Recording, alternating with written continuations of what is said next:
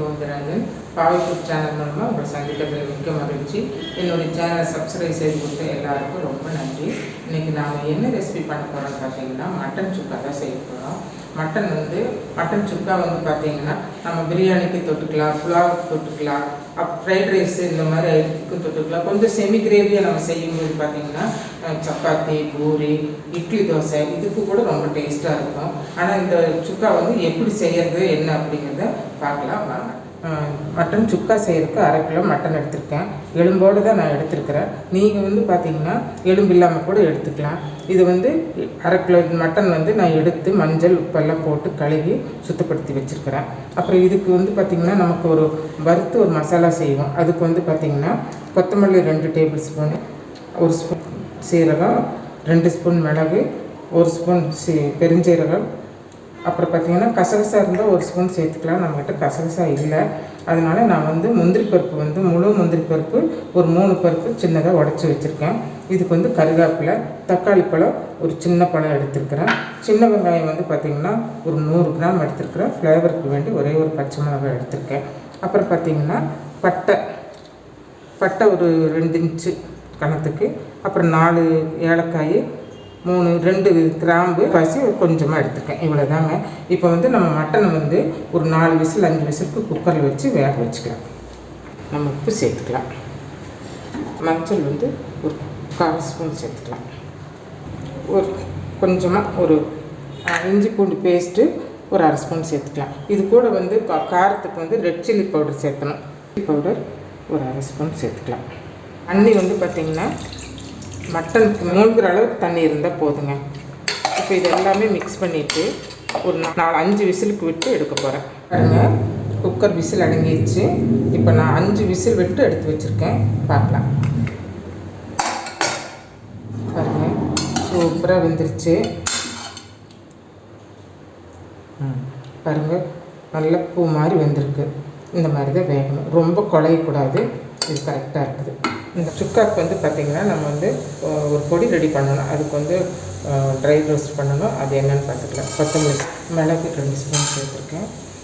அப்புறம் சீரகம், சோம்பு, ஏலக்காய் ஒரு 4 ஏலக்காய், கிராம்பு ட்ரை ரோஸ்ட் பண்ணிக்கலாம். அது பார்த்திங்கன்னா 2 கருவேப்பிலை சேர்த்துக்கலாம். முந்திரி போட்டு வறுத்துக்கலாம். நல்லா வறுத்தாச்சு. இப்போ இதை ஆஃப் பண்ணி நம்ம எடுத்துக்கலாம். இந்த நல்லா ட்ரை ரோஸ்ட் பண்ணியாச்சு. இப்போ இது நல்லா ஆற வச்சு நம்ம ஒன்றும் பவுடர் பண்ணிக்கலாம். அப்படி இல்லை அப்படின்னா கொஞ்சமாக தண்ணி சேர்த்து பேஸ்ட் மாதிரி அரைச்சி எடுத்துக்கலாம். இப்போ எல்லாமே தாளித்து விட்டுடலாம். தாளிக்கிறது பார்த்திங்கன்னா ஒரு 2 டேபிள் ஸ்பூன் எண்ணெய் ஊற்றிக்கலாம். பாருங்கள், கொஞ்சம் ஒரு 1/2 ஸ்பூன் சோம்பு தாளிச்சிக்கலாம். அது கூட பார்த்திங்கன்னா கடல் பாசி ஒரு சின்ன பீஸ் போட்டுக்கலாம். 4 வரமிளகாய் போட்டுக்கலாம். இப்போ இதில் பார்த்திங்கன்னா நம்ம சின்ன வெங்காயம் சேர்த்துக்கலாம். இந்த சின்ன வெங்காயம் பார்த்திங்கன்னா நல்லா வதங்கி வரணும். ஆனால் ரொம்ப ப்ரௌன் ஆக வேண்டியதில்லை. கலர் சேஞ்ச் ஆகும்போது நம்ம இது கூட இஞ்சி பூண்டு சேர்த்துக்கலாம். இஞ்சி பூண்டு பேஸ்ட்டு 1 ஸ்பூன் சேர்த்துக்கலாம். ஏன்னா நம்ம ஏற்கனவே மட்டன் வேகும்போது சேர்த்துருக்கோம். ஸோ இதுக்கு 1 ஸ்பூன் சேர்த்துருக்கோம். ஒரு 10-20 செகண்ட் வதக்கிட்டு தக்காளி சேர்த்துக்கலாம். இப்போ இஞ்சி பூண்டு பேஸ்ட்டு வதங்கிடுச்சு, பச்சை வாசம் போயிடுச்சு. இப்போ நம்ம தக்காளி எடுத்துக்கொள்ளி அதை சேர்த்துக்கலாம். தக்காளி ரொம்ப குழந்தைங்கிறது இல்லை, கொஞ்சம் மேல் தோல் திரும்பி வரும்போது நம்ம இது கூட மட்டன் சேர்த்துக்கலாம். அப்படி தான் தக்காளி பார்த்திங்கன்னா ஒரு 10-20 செகண்ட் நம்ம வதக்கினா போதும். இப்போ இது நம்ம அரைச்சி வச்சுருக்கோம் இல்லைங்களா, அந்த மசாலா சேர்த்துக்கலாம். அது பவுடராகவும் போடல, நான் பேஸ்ட் மாதிரி அரைச்சிருக்கேன். அதை இப்போ நம்ம இது கூட சேர்த்துக்கலாம். நம்ம இந்த தண்ணி மிக்ஸி கழுவி கொஞ்சமாக சேர்த்துக்கலாம். இப்போ மசாலா இதில் சேர்த்து 2 நிமிஷம் ஆச்சு. இது கூட நம்ம வேக வச்ச மட்டனை சேர்த்துக்கலாம்.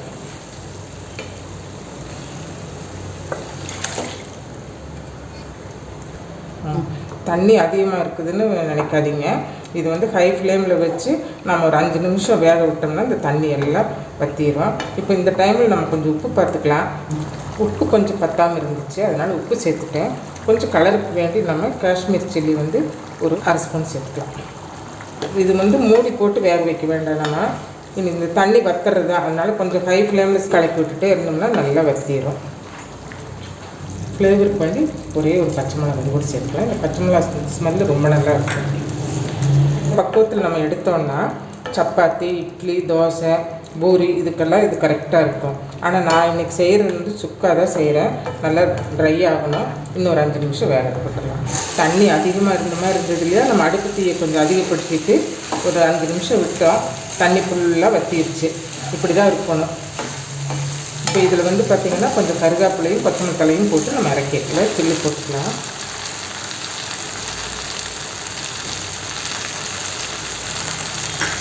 கொத்தமல்லி தூவி இது வந்து வெறும் ரசம் வச்சு கூட இந்த சுக்கா வச்சு சாப்பிட்டுக்கலாம். நமக்கு ரொம்ப நல்லாயிருக்கும்.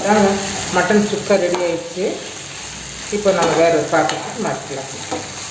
அப்புறம் ட்ரை ஆகிடுச்சு. ரொம்ப நல்லா இருக்குங்க. இதே மாதிரி இதே அளவுகளோடு நீங்கள் ட்ரை பண்ணி பாருங்கள். மட்டன் சுக்கா ரெடி ஆகிடுச்சு. ரொம்ப சூப்பராக வந்திருக்குது. நான் வந்து ட்ரையாக தான் பண்ணியிருக்கிறேன். இது வந்து ப்ளைன் ரைஸுக்கும் போட்டு சாப்பிட்டுக்கலாம். நான் வெஜ்ஜு சாம்பார், ரசம் அந்த மாதிரி வெஜ் ரெசிபி கூட இது வந்து சைட் டிஷ்ஷாக நம்ம தொட்டுக்கலாம். இதே அளவுகளோடு நீங்கள் செஞ்சு பாருங்கள். ரொம்ப நல்லா இருக்கும். இந்த ரெசிபி பிடிச்சிருந்ததுன்னா நீங்கள் இந்த வீடியோவுக்கு லைக் பண்ணுங்கள், ஷேர் பண்ணுங்கள், கமெண்ட் பண்ணுங்கள், சப்ஸ்கிரைப் பண்ண மறந்துடாதீங்க. மீண்டும் ஒரு புதிய வீடியோவில் சந்திப்போம். நன்றி, வணக்கம்.